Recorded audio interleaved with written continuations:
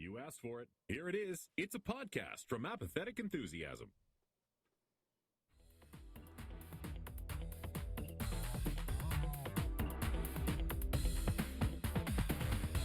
Coming to you live from Bookington, Colorado, where we're learning a bunch of new words. There's positonic and psychohistory and robotics. What do you know? We're in the Asimov section. Way more culture than us. Interventional RSS, the unofficial Rick and Morty podcast.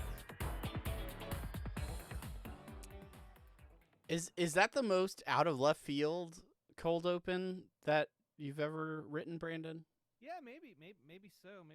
I've been listening to iRobot on an audiobook, which, as you know, is a book written by Isaac Asimov, featuring the laws of robotics. Which, did you know that Asimov was the one who created the term robotics? I did not know that, and I'm a nerd, Yeah. so I should have known that. But That's why I put robotics last, because it's like, oh, it's the Asimov section. What does that have to do with the robot? Well, the law of robotics. No, it's because he made that word up. Same thing with positronic and psychohistory. phenomenal. Hi, everybody. I'm Travis. Hey, everybody. I'm Brandon, and welcome to Interventional RSS, the unofficial Rick and Morty podcast. We're so happy to have you here today. We are going to be talking about the latest episode of Rick and Morty. It is season 8, episode 8. But before we get into that, of course, there are standard housekeeping items that we have to get across. First of all, we are on X at Rick and Morty Pod. Second, we're on Facebook, facebook.com/Rick and Morty Podcast. Instagram, Rick and Morty Podcast. Email, Rick and Morty Podcast @gmail.com. Blue Sky, Rick and Morty Pod.bsky.social. Of course, we are on the web. rickandmorty.reddit.com is one of those places. We also have a website, rickandmortypod.com, which I never update. Streaming, we don't do that anymore, but definitely do record, and then we release these videos on YouTube, youtube.com/apathetic enthusiasm, where you can find this show, Apathetic Enthusiasm, and Our Real Relationships. Support the show, TeePublic. We don't do any of that, so we skip that. I should change that template. And then Patreon, patreon.com/apathetic enthusiasm. And of course, leave a note over on any of those podcast apps of your choice and leave us a review. We won't read them because I forget where to go to find them, but we're sure they're all great, and we love all of you for that. Travis, now that I've done all of your job, why don't you tell me how you're doing? Great. Do you need a few minutes to breathe? Great job on the social media connections. Please follow on those, especially like Instagram or over on our YouTube, as we gear up for lots of content. We're going to be making lots of content very soon. But you asked me how I'm doing. I'm doing well. I'm doing fine. Lots of travel in the future. Lots of things to plan out and do. So yeah. I'm just so busy. Yeah. So busy. Yeah, we're so busy. There's a lot of stuff going on. A lot of stuff going on in the world. And you said season 8, episode 8, and I was like, "Whoa, we only have 2 episodes left of this whole season." Where's the time gone, Travis? I don't even know where the time has gone. Just send me on my way. Boy. Oh boy. Yeah, we've got a lot to talk about on the next episode. But before that, I think there's I don't know what else is going on. I don't know what else we do before we talk about things that are made. Hey everybody, this is Brandon's first time doing an episode, so we're gonna teach him that first and foremost, we always start with semi-pertinent news. Semi-pertinent news for you and your crews, assuming you have a crew of people that you work with, and it could be a crew of dogs. I don't know if you have a crew of animals. I think you can have a crew of animals, right? If you have like a cow and a donkey. I don't know. Anyway, semi-pertinent news. On my way. Let's see. What do we got, Travis? What are we? We're gonna get right to it. We queued this up in last week's episode that I went out on a limb and made the assumption that sometime between the last episode and this one, we would get some sort of news release, some sort of press update on what Adult Swim would be doing at San Diego Comic-Con this year. And wouldn't you know it, they waited at least 2 I- days. They did. They sent this on July 11th. So a few days out, and I would say that I was refreshing my email feverishly, but that might be an understatement. But our good friend Nicole sent us an email and every other press outlet imaginable, letting us know that Adult Swim is returning to San Diego Comic-Con with the Pirate Purdy on the green, must-see panel with events, exclusive first looks, and giveaways. So last year was the Pirate Party. This year they have added a cat motif to it, and it is the Pirate Purdy, which is interesting. Part of me thinks they just really wanted to get more use out of like the inflatables and things that they had last year. But according to Adult Swim president Michael O'Whelan, they are continuing the long tradition of being on the green at San Diego Comic-Con. Last year, they introduced the pirate ship motif because they've always viewed themselves as media pirates, which I don't fully know what that means. Do you know what that means, Brandon? I don't fully know what that means. I'm trying to think. I just watched this one movie in theaters, and there's a whole part about like punk rock being punk rock. So Yeah. like maybe it's kind of in the spirit of that they're. I Punk think it means they get their shows off of Napster. rock? Yeah, they sailing the seas of torrents. I gotta say, I just put my Adult Swim eye patch on from last year at the Pirate Party, and I don't know how pirates did it. I don't know how actors who play pirates wear eye patches. It is extremely disorienting to have no depth perception. Anyway, moving on. I'll put it slightly above. Here's a breakdown. Here's what's going on for the Pirate Party, the Pirate Purdy outside. They're doing some awesome stuff. They're doing a Robot Chicken celebration, 20 years in the making. They're going to be celebrating Robot Chicken on Thursday night. Inside peek at what it looks like to be part of one of Adult Swim's longest running, highly acclaimed shows. What I am particularly excited for, I've circled it on my calendar and underlined it twice, is the Adult Swim Presents live table reads. This is Friday night, 7:15 p.m. Brace yourself for an exclusive live table read with a voice cast of Rick and Morty and What? Smiling Friends. What?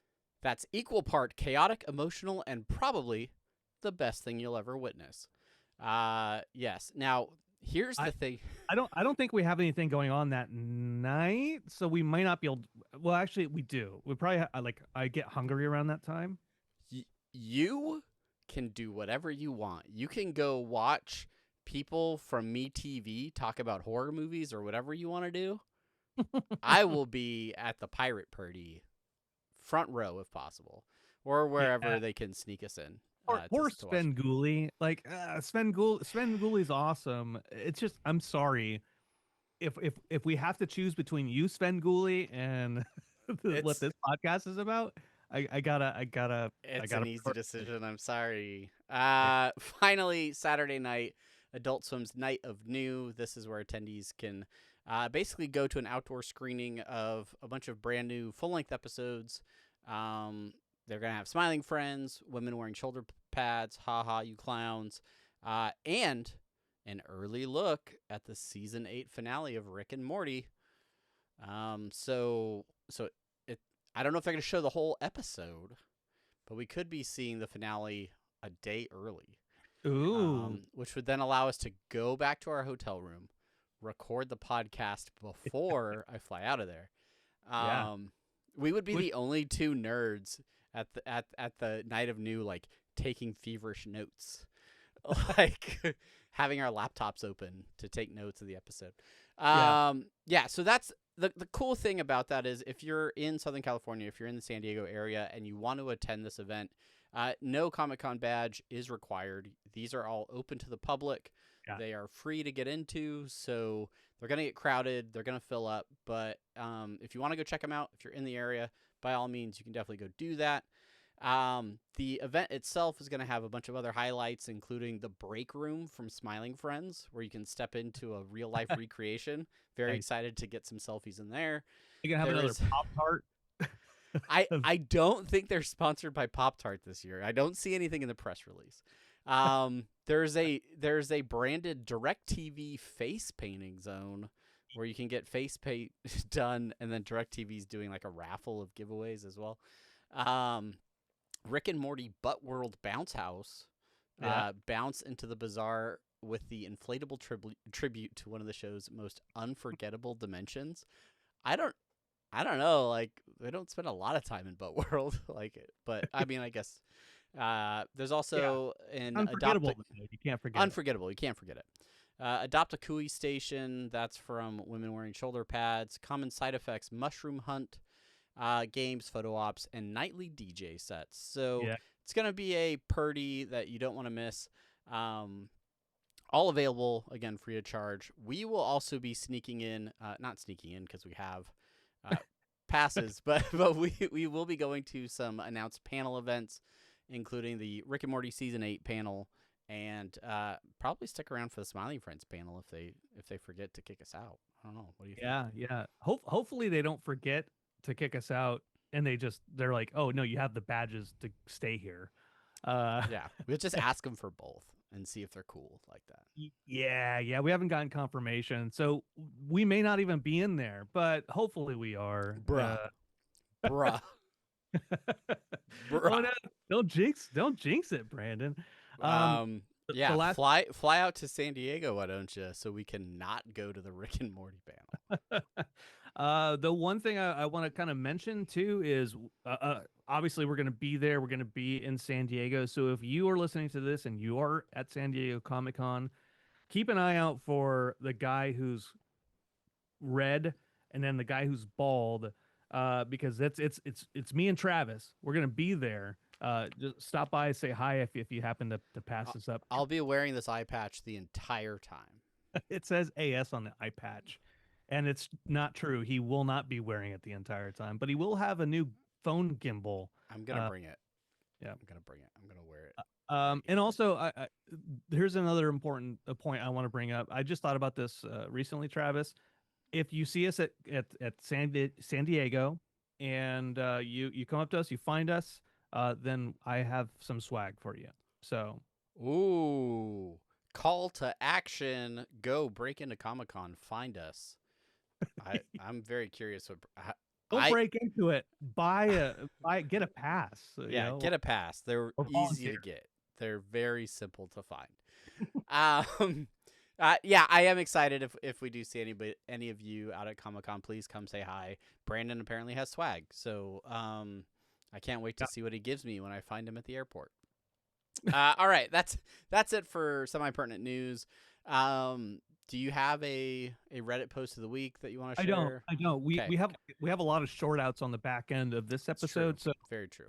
So we'll stick with that. Let's just get Dan Harmon's social media has been particularly political lately, so I think it's best that we let that stay where it is on Blue Sky. You can follow him there. What? Yeah, no, I was just gonna say this might be the year that we meet Dan Harmon. And I gotta tell you, it could happen. My anxiety is at an all-time high, so we're gonna skip that and go into a new. Man, we need to break that down in our post-show recap. All right. So that's it for semi-pertinent news. If you see a semi-pertinent news story that you think we should cover on an upcoming episode, hit us up on all the social links. That's it. When we come back, we'll be breaking down one of my favorite episodes of Season 8. So stick around, and we'll be right back.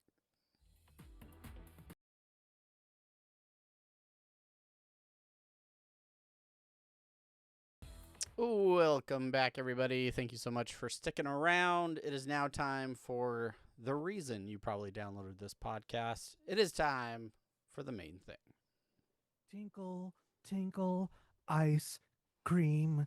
Don't you put that on me. Tinkle, tinkle, bling and bloom. I've got a main thing for you. It went into the Oompa Loompas. It sure did. That was a journey, man. That I didn't know where we were going. But I'm glad we got where we are. All right, everybody, welcome to the main thing. We are, of course, talking about season 8, episode 8. We'll get to that. We'll get to that in favorite bits.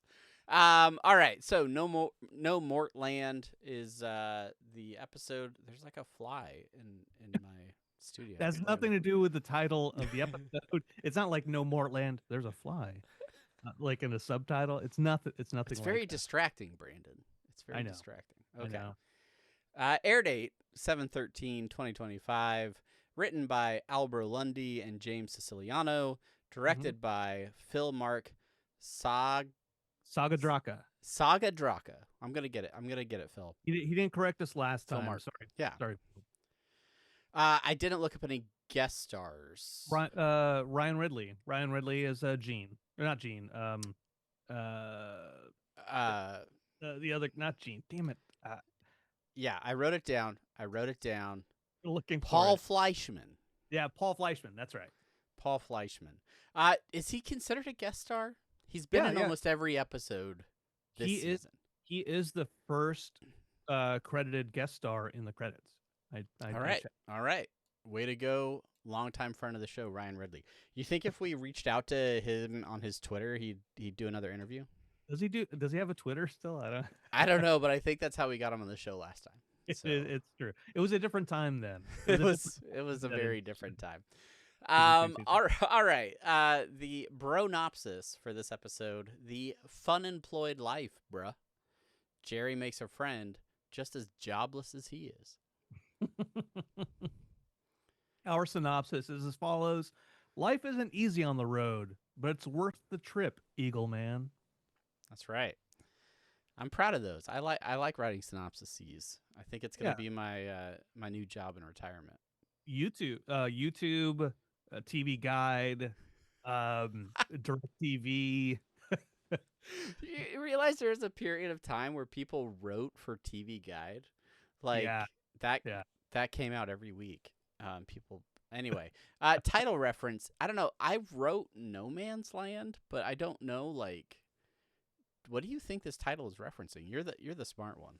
I honestly, this is of all the titles that this show uses, No Man's Land is kind of, Nomortland. I assume it's No Man's Land. It was an Oscar winner in like 2020, 2021. A movie I didn't see.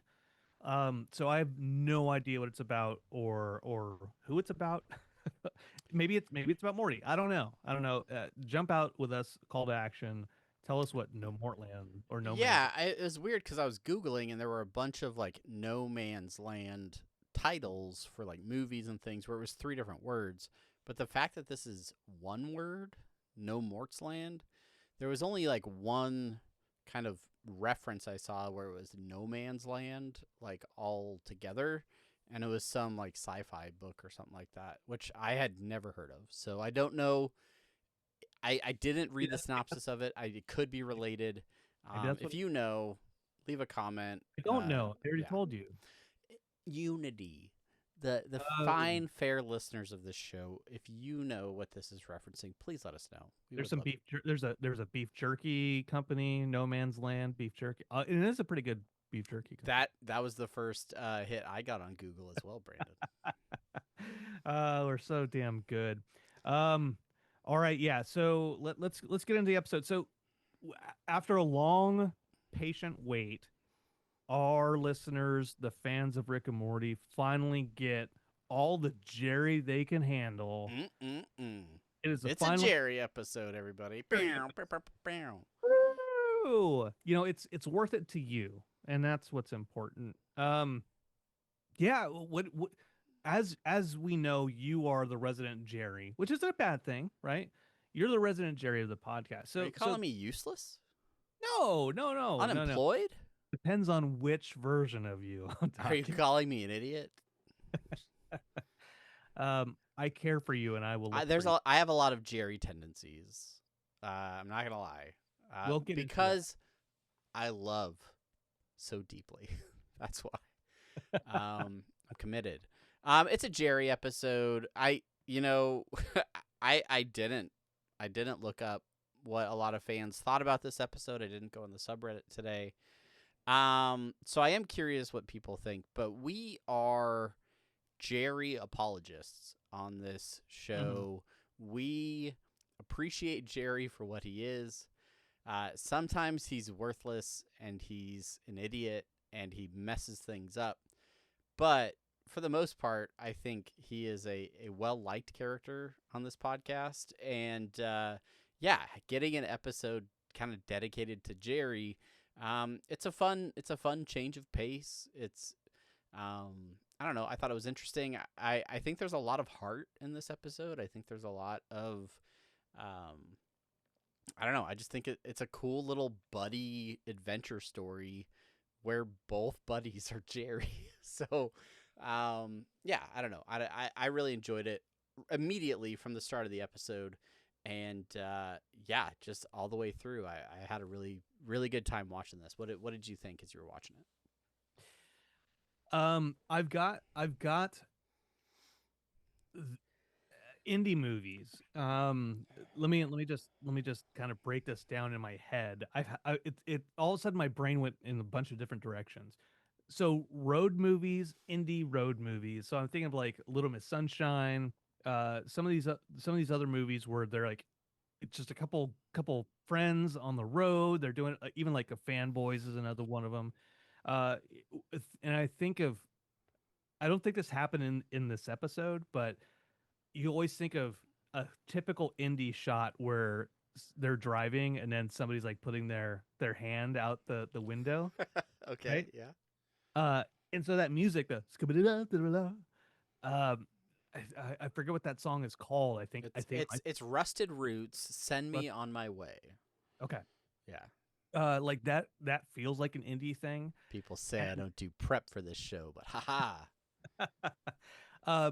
But it has that road kind of vibe where they start, it's an adventure, they're doing things together, and then there's some revelations, there's some heart behind the revelations, and then whatever the catalyst or the resolution happens, and then they go their separate ways, and they've learned a lesson about themselves.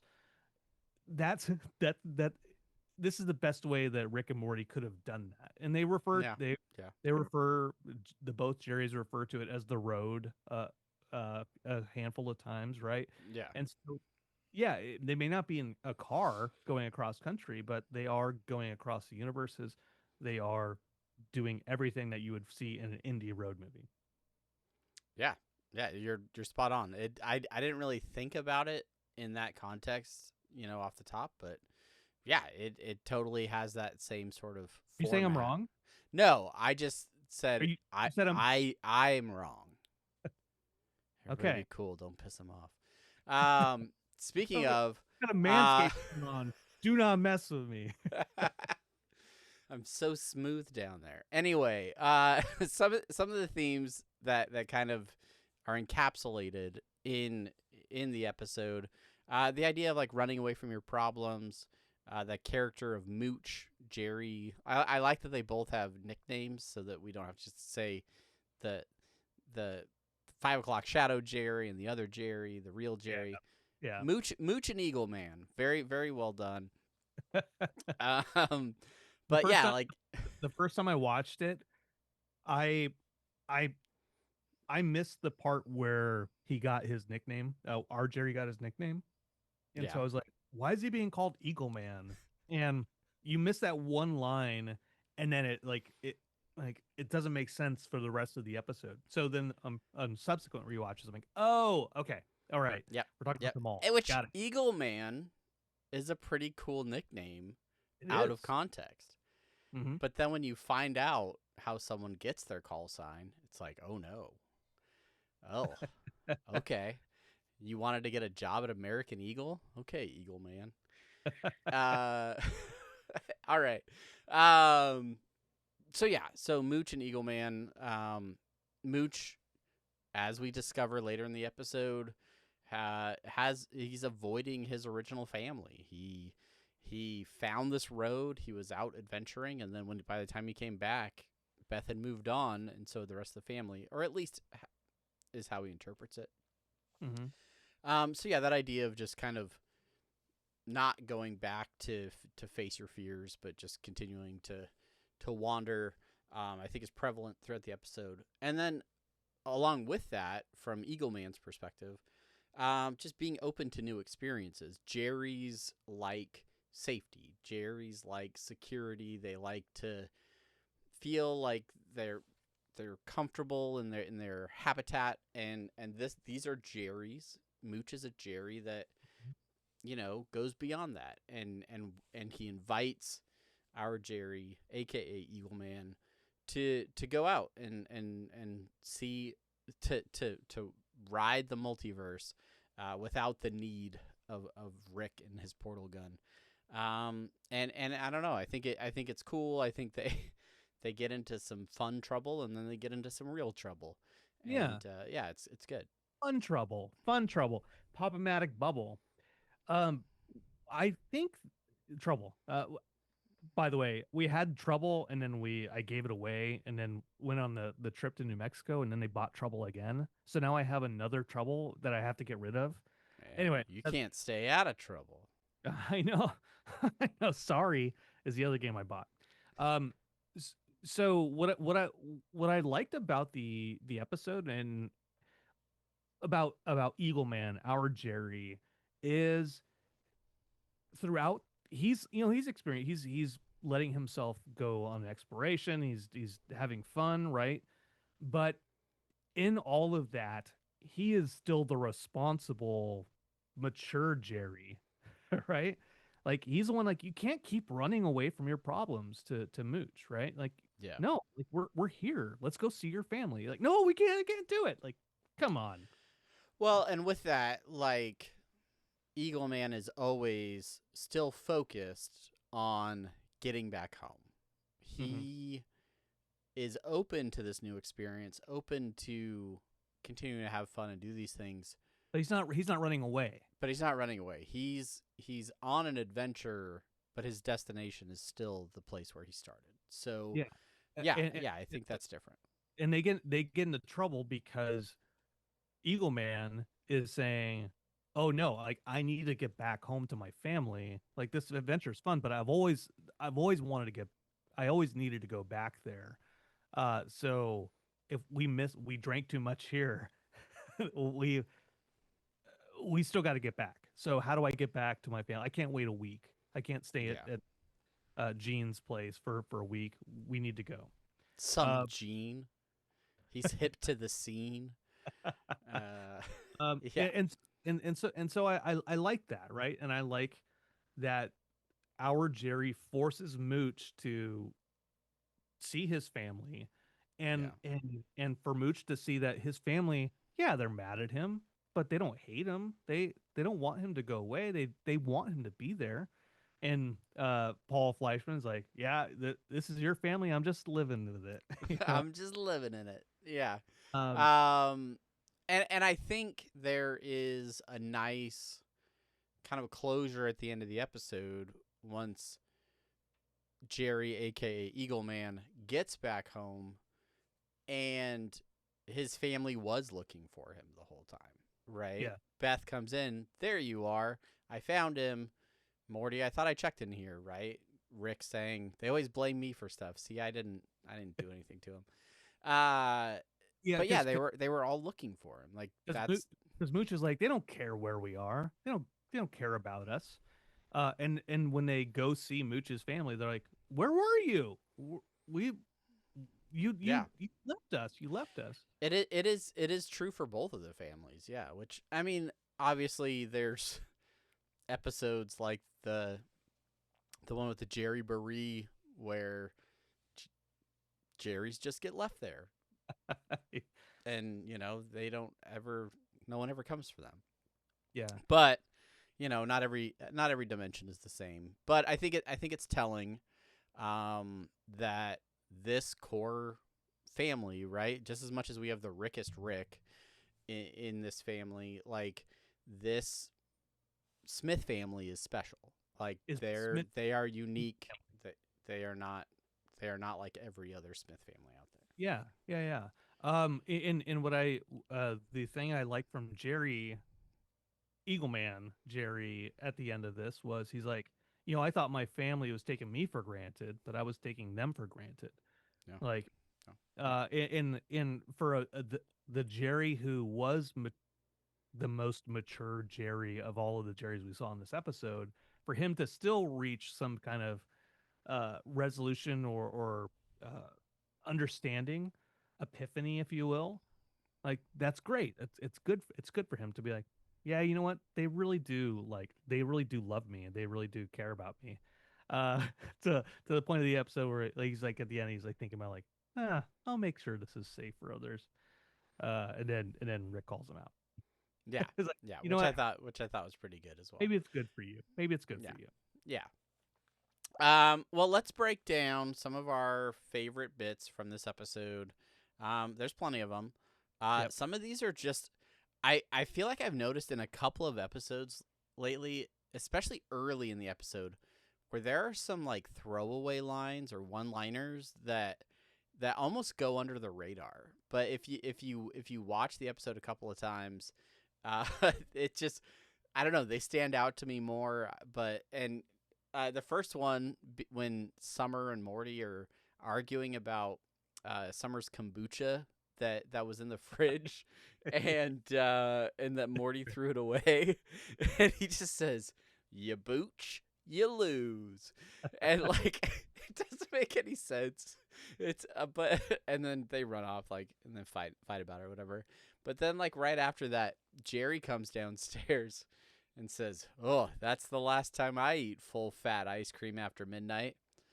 Now, I want to break down this line. Okay. Because on the surface, yeah, it's funny. He had some dairy late at night. He probably had a rough time in the bathroom. But there are two qualifiers in this statement that make it so that Jerry really isn't committing to very much. He's not saying he won't eat ice cream after midnight. He just won't eat full fat ice cream after midnight. And he's not saying he won't eat full fat ice cream. Just not after midnight. Right. So, yeah, I don't know. And also, what is full fat ice cream? Yeah. Let me tell you. Is it low fat? Is it just low fat, mid fat? Is there also Chelsea She's not rocking no Halo top. He's got that Bluebell, Yeah. Oh, okay. Homemade or something. I get no you. no light ice cream. We got cream up in this mug. I don't know. Travis, I have a side question for you real fast. Medium. When somebody says I want medium salsa, what is that hot? Is it mild? Where is that salsa in the heat index? If I was eating a medium salsa, I expect heat. Okay. But I expect that I could continue to eat it without ceasing, and never be like, oh, okay, I need to take a break. It's getting a little too hot. Okay. Medium has mild is it's just got tomatoes in it. They just waved a jalapeno over the top, maybe, or something. Okay. I don't know. I don't like mild salsa because I want some heat. So. The only reason I ask, and sorry Chelsea, but she's every time I'm get medium, she's like, oh, okay, I got you mild. What? She's like, oh, I thought that was hot. I thought medium was lesser than mild. She has a medium is in the middle. Medium salsa shouldn't exist. That's true. It should be mild or hot. That's what we're deciding. Anyways, getting distracted. You booch, you lose. That's the important thing here. I like the line. you don't seem like a serial killer, and I bet I'd know. Yeah. Was Jerry saying that to Mooch early on? I just like the confidence that Jerry thinks he'd be able to recognize a serial killer when he is so clueless about so many things. What Um, what's funny about that is it's if you want, I have a pencil in my hand all of a sudden. that is If funny. you like go watch any documentary about like Ted Bundy or some of these other serial killers, everyone's like, yeah, like I thought I knew him. I never realized he was a serial killer. And then Jerry would be like, I bet I'd know you're I bet I know. Yeah. I bet I'd know Ted Bundy was a serial killer. Uh, after the Jerrys have decided to go back to the Smith household and head out on the road, so to speak, Jerry is required to create a distraction or a diversion and distract Rick, and he does that with naked and alone small talk, which the small talk itself is very funny. Yeah. But Rick being mad about it still in the next scene where he like yells from downstairs, I'm still mad you made small talk with me or whatever. Like, I don't know. It's funny. It's funny to me that they're both into the show. That they're talking about being into drinking like yak piss or something. I love that it's such a low threat anger. Yeah. It's so inconsequential. You made small talk with me, and he's still pissed off about it in the other room. That's hilarious to me. The upside down coaster means it's cool. Yeah. What's the bottom side is just green, probably green felt. What's on the top? I couldn't tell what was on the coaster. I Okay. think I looked once or twice and I couldn't really tell. Okay, So. okay. Call to action. Let us know what's on that coaster. In the blah blah blah dimension. Blah blah blah. Blah blah blah. Blah blah blah blah. One of my favorite parts, just with Rick and Morty fighting with the ant, yelling blah blah blah. The giant ant in the giant ant in the spaceship. Yeah. and then Eagleman Jerry getting caught by blah blah Summer. And she's like blah blah blah blah blah. He's like blah blah blah blah, and then she runs off crying. Like, good enough, good job, Eagleman. Yep, you did it, Eagleman. I like that he's like, I think I can tell what they're saying, like, because I don't think you can, Jerry. By the way, it's like blah blah blahs and like Smurfs and Snarf. The new Smurfs movie that's coming out. I don't want to talk about it. I don't want to talk about it. Awful. And if anytime you see a trailer for it, the syncing of the lips isn't even to the voices. I hate it so much. Okay. All right. They move into another dimension where there's some sort of, I don't know, like ice age. Everything's frozen. Tragically, the Smith family is all like frozen, hugging in the front yard.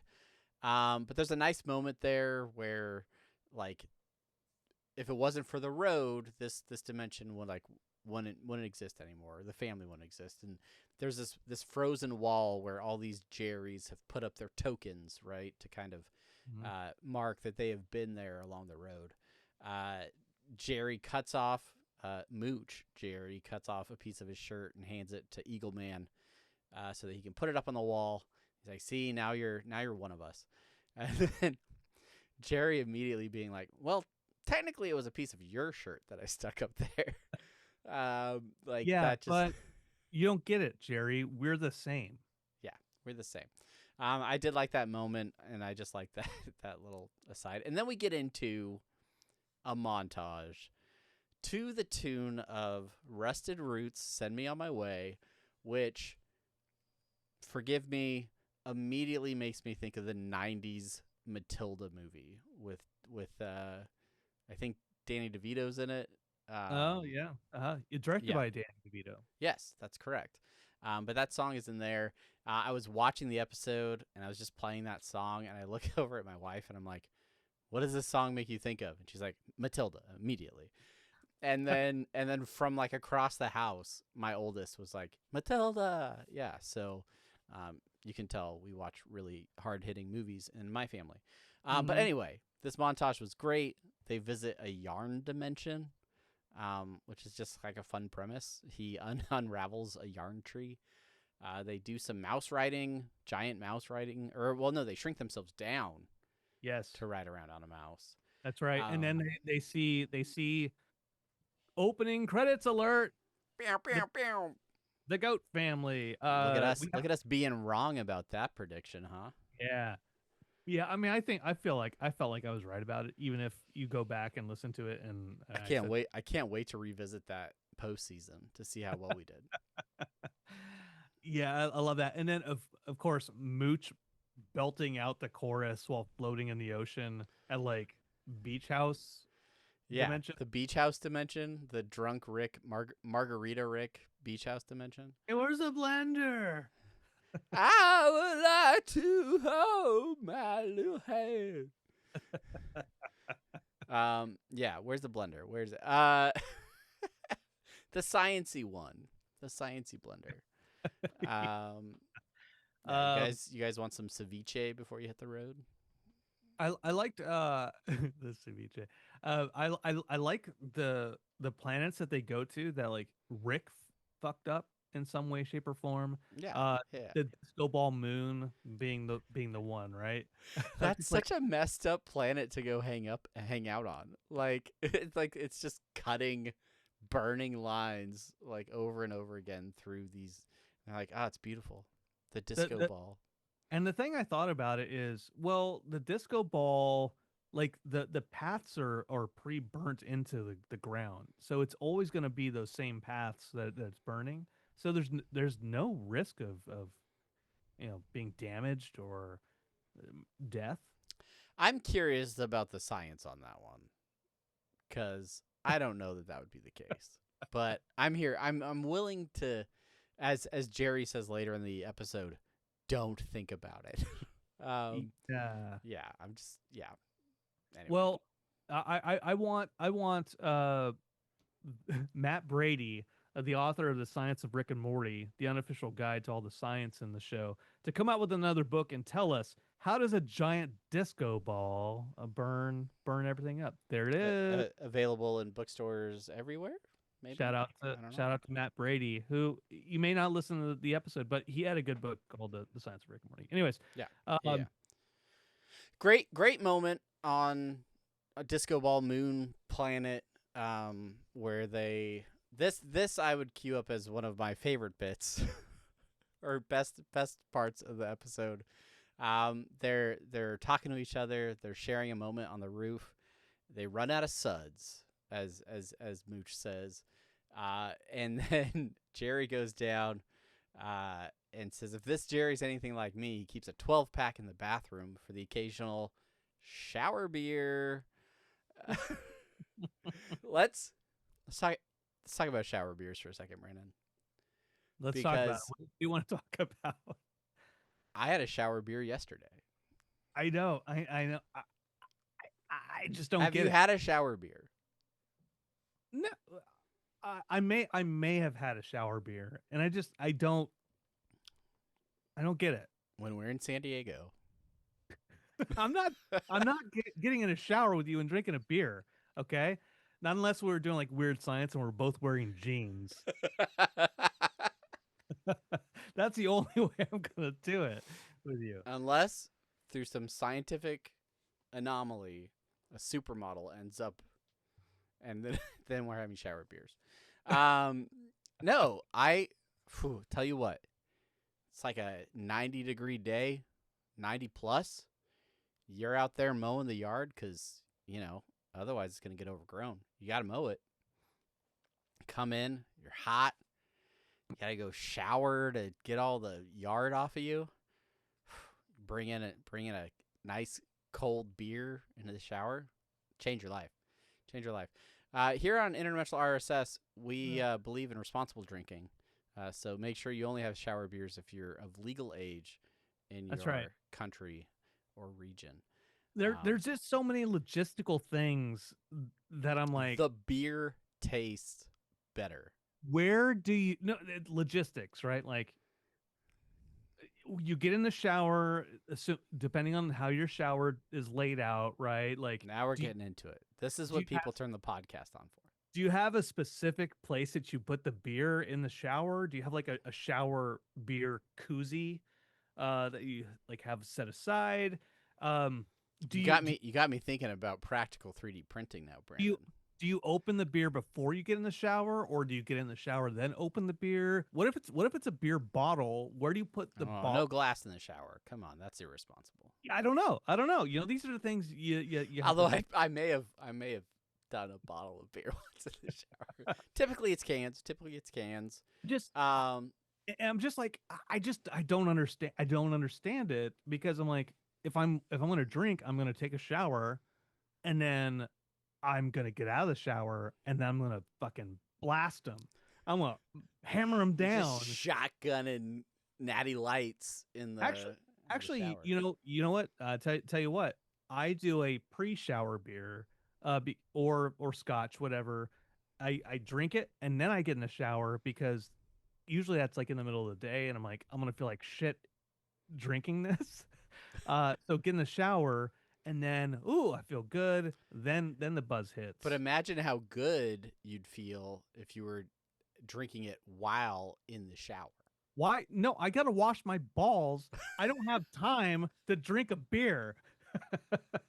You don't have any shelving in your shower? Why would I drink a beer in the shower when I gotta wash my asshole and balls? I don't understand it.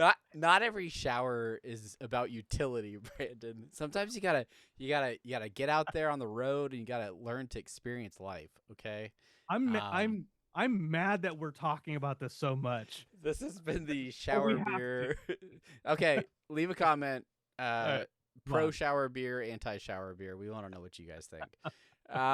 Anyway, so they're enjoying their nice warm suds, and they lose track of time. They miss their connection, which is apparently a portal that Rick and Morty leave open when they go to some taco place, and not to mention. So they have to go to Grand Central Station.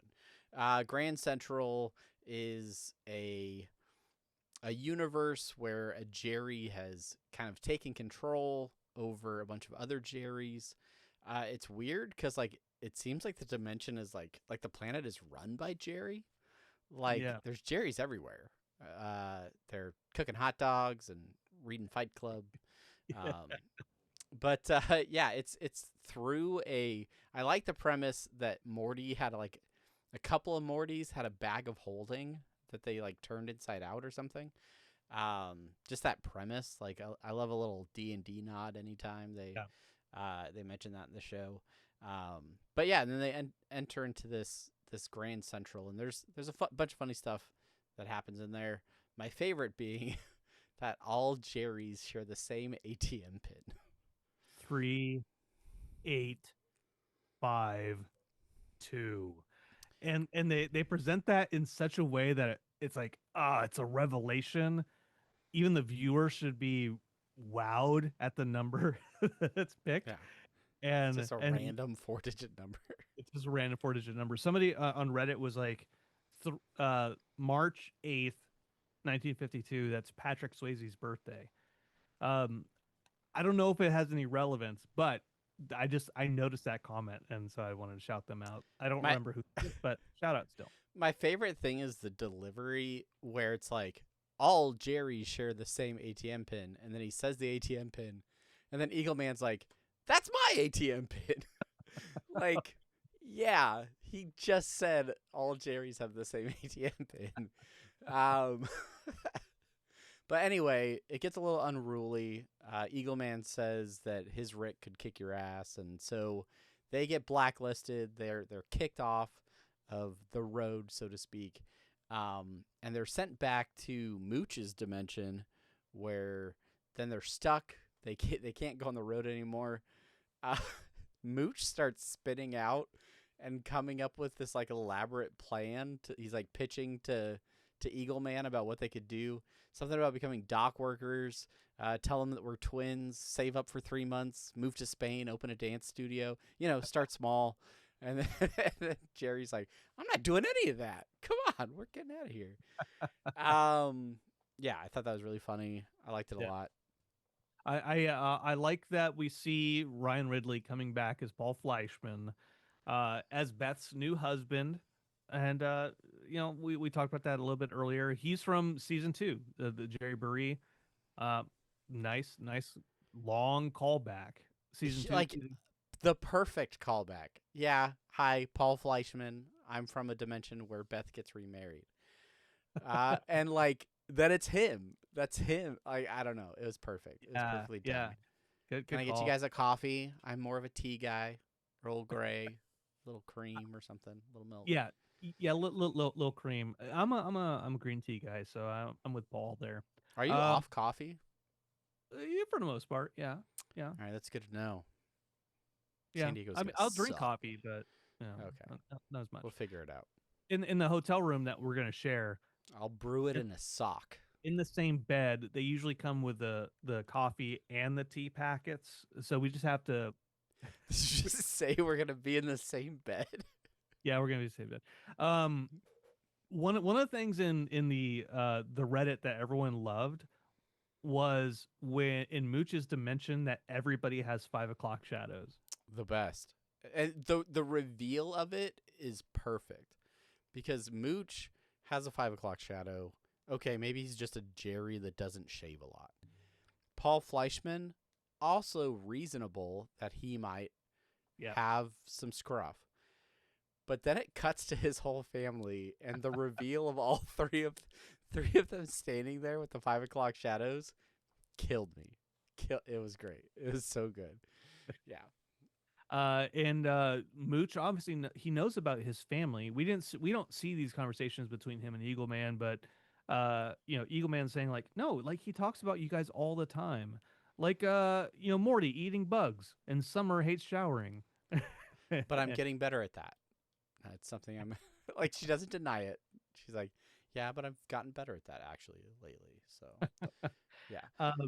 And then Jerry, our Eagleman, not knowing his dimension address, like we say Parmesan weird, Parmesan.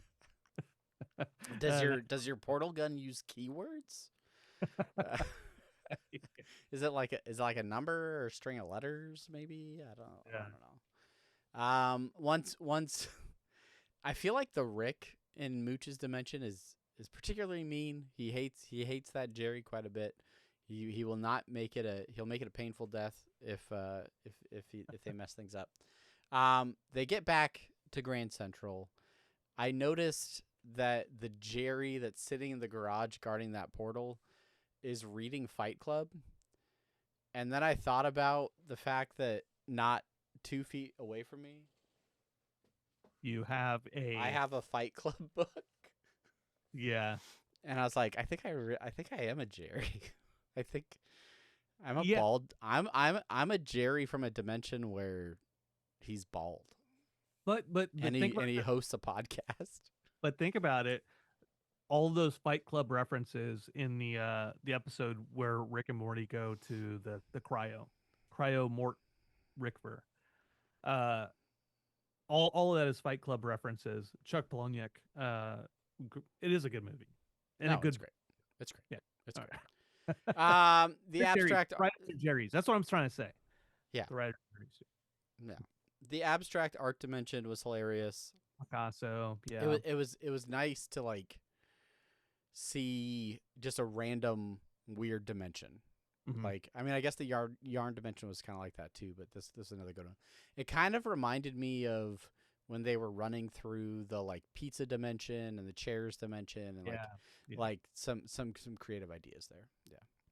Yeah. Yeah. The kind of like echoes of earlier in the episode, the chase scene with the fast send me on my way. That was good. That leads into the big mouse bit. Like, is this gonna die? It's like big dogs or Andre the Giant. Yeah, I mean it's gonna happen, but let's go. You can't think about it. Yeah, when Mooch kills, I don't know, is it Cool Jerry, Boss Jerry, like whatever he's called, and Eagleman like just grabs him by the face, like you can't think about it. like it's definitely something that our Jerry has learned to live with. Yeah. Jerry finally gets home. They say their goodbyes. The Smith family runs in, and Jerry Oh, there says, you are. I was just taking some me time. Oh, gross. Like, What, no. wasn't jerking it or whatever he says. Like, and they're like, we weren't even thinking that. It's just gross that you were taking me time. So on the moment where he flips the coaster, and then Rick was like, "What is that?" And then Rick explain that to me. glances over, like, okay, so he flips the coaster. Rick comes in. He's like, "What is that?" And then he like looks over at the closet, and he's like, someone like you, like maybe it'd be good for you, right? Like maybe that's good for you." So like the implication is like Rick knows that there are mushy spots between dimensions, right? That there's way, like, that the road exists, more or less. I think this kind of freaks Jerry out.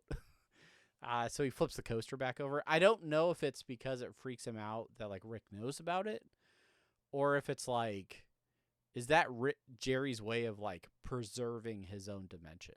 Like, this isn't safe. This is mine. Like, you can't have it. Like, I don't know. I think that's maybe up to interpretation a little bit. But Yeah. Because a little bit of confusion there, because I mean, Mooch comes into that universe, and that coaster's not flipped over, right? Yeah. So, Yeah. Like he comes in anyway, so those people might come in anyway. Random thing I thought about too. Mooch. We open the episode with Mooch at the table, just chowing down on some cereal. When Eagleman is in Mooch's dimension and they're all sitting around the table, Eagleman is chowing down on the same cereal at the table. Like, it's kind of an interesting little flip there. But yeah. And then finally in the post-credit scene, we see Rick and Jerry watching their Naked and Alone show with a big bowl of popcorn, stark naked. Beth walks in on them. They're both like, "It's the culture of the show." Yeah, Beth, it's the culture of the show. Still bonding over their fondness for the show. What I like is during one of the during the chase montage, Jerry is watching that show with his back to the camera, like he's in a big chair recliner, and all the Jerrys are running behind him. He's like, huh, going back to watching the. He is not clothed in that scene either. Oh, like, you can see his bare shoulders. That's about it, but he's not wearing anything because it's the culture of the show. That's right. Yeah. One Across last dimension. It's a culture. Best part. I don't know. Did you notice this in the? I sure did. Go and share it with it. Snowball's picture is still up in the bathroom. They love Snowball. That's right. He's out there somewhere. Forming some dog planet where the dogs talk. Yeah. I don't know. It could be good for a few episodes at least. I don't know. Yeah. And then we talked about shower beer being the other best part. That's right. The best part. It went, as soon as that happened, I was like, man, you're such a Jerry. Yeah, you messaged me in the middle of the episode. Immediately. Yeah. Last any other thoughts about the episode? It was fun. Like, this was a fun episode.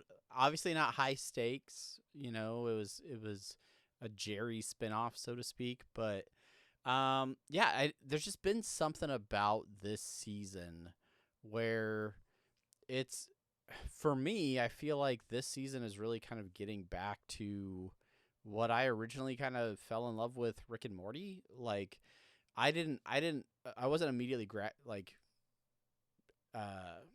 interested in Rick and Morty just because of some overarching like canon or the evil Morty stuff, or like that stuff was fun, but it like the nonsense, like, fun adventure aspect of it there's been a lot of episodes this season that kind of have felt that way for me.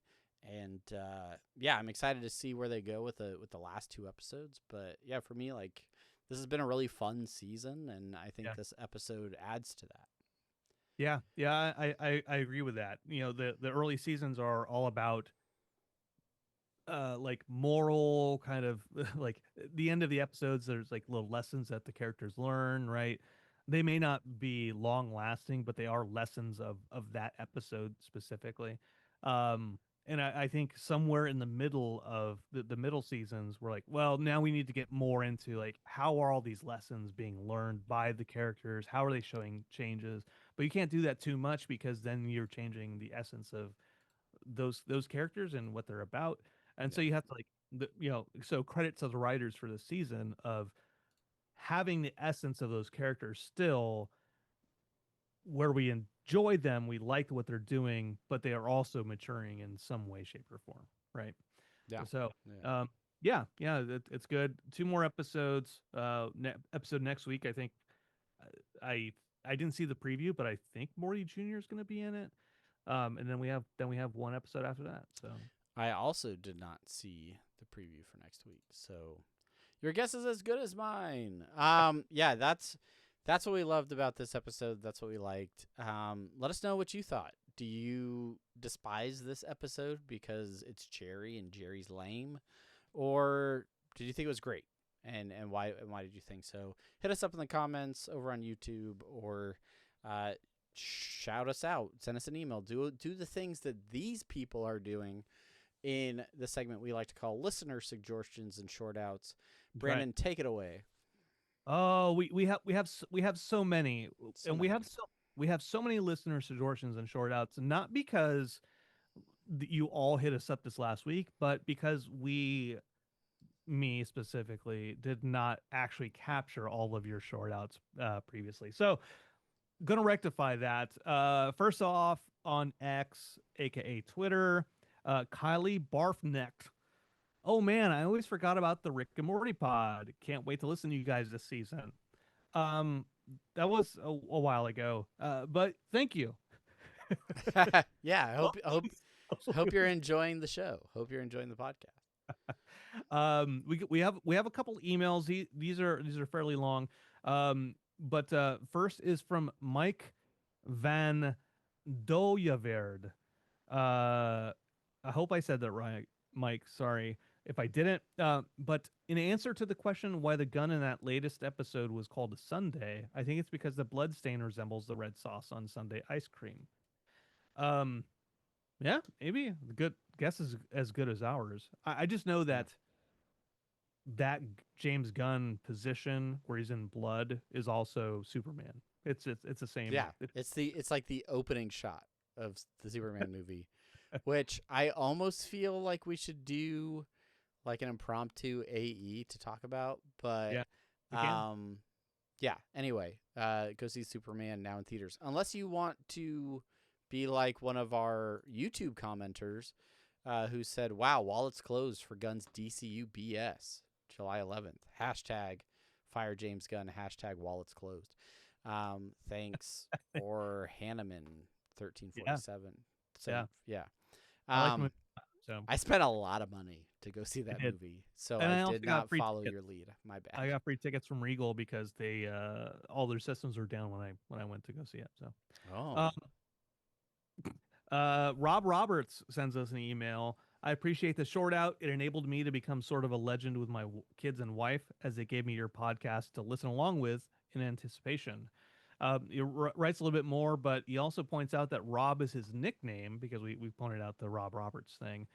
Because he's a junior. His dad's name is George, I think, and so he probably just didn't want to be called George, so he just Rob, Rob Roberts.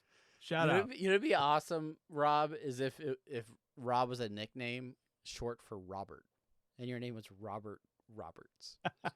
I would love that. And I would probably help you beat your parents. Thank you so much. I still find it funny that Rob Roberts and Richard Rawlings, both wrote us in the same weeks. The alliteration on this show is fantastic. Well, I'm glad you point that out, Travis, because Richard Rawlings did send us an email, a second email. Thanks for the shout out. My real name is Richard Rawlings. In fact, I'm the 10th of 13 kids in my family, and all of them have a name that starts with R. I don't know who the other RR person who emailed you was, though. It's Rob Roberts. Richard. They don't know each other personally, but like the RR families, R.R. Martin, George R.R. Martin. Yeah. George, Rob Roberts, Richard Rawlings, Martin. Are you all going to be at the Adult Swim thing in San Diego? Because you got a lot of R's going on. Purdy. Pirate Purdy. Guys, just- you guys should come out to San Diego. We just figured it out. Give you a crisp high five. Thank you, man. Appreciate you reaching out. Charles McNeil, they write, the Easter episode is another example of how Jerry is slowly developing into becoming more like his comic counterparts. Now that he's becoming more capable, I want the ref style rant from him to Beth.